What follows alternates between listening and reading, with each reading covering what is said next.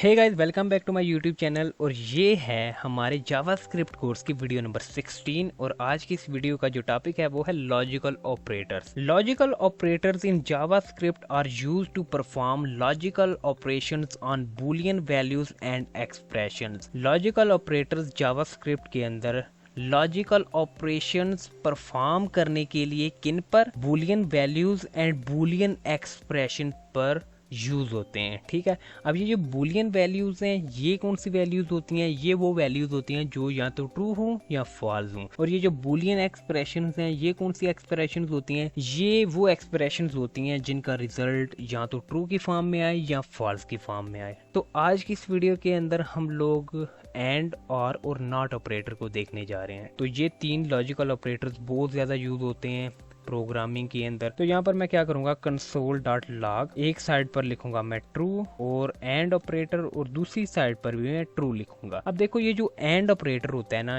ये तब जाकर ट्रू वैल्यू को रिटर्न करता है जब इसके दोनों ऑपरेंड्स की वैल्यू ट्रू हो, जैसा कि इस केस में है। तो अब आप देखना यहाँ पर ट्रू वैल्यू इसने रिटर्न कर दी है। लेकिन अगर किसी एक ऑपरेंड की वैल्यू फॉल्स हुई तो ये जो एंड है ना ये फॉल्स रिटर्न करेगा। तो अब आप यहाँ पर देखो इसने फॉल्स रिटर्न कर दिया है। अगर दोनों ऑपरेंड की वैल्यू फॉल्स हो जाए तो ये क्या रिटर्न करेगा? ये फॉल्स रिटर्न करेगा। तो उम्मीद करता हूँ कि आपको ये जो एंड ऑपरेटर है इसकी समझ आ चुकी है। अगर यहाँ पर मैं console.log और लिखूं ट्रू और फिर इसके बाद और ऑपरेटर का साइन और फिर दूसरी साइड में लिखूं फॉल्स, तो अब इसका रिजल्ट क्या होना चाहिए? ये आर क्या रिटर्न करेगा? तो अब आप यहाँ पर देखो इसने ट्रू रिटर्न किया। तो आर ऑपरेटर क्या करता है, अगर किसी एक भी ऑपरेंड की वैल्यू ट्रू हो जाए ना तो ये ट्रू रिटर्न करेगा। तो यहाँ पर ये जो ऑपरेंड है ये ट्रू है तो इसने ट्रू रिटर्न किया। अगर यहाँ पर भी मैं ट्रू लिखूंगा तो आर ऑपरेटर क्या करता है, किसी एक ऑपरेंड की भी अगर वैल्यू से ट्रू मिल जाए तो ये ट्रू रिटर्न करता है। यहाँ तो दोनों ऑपरेंड की वैल्यू ट्रू है तो यहाँ पर तो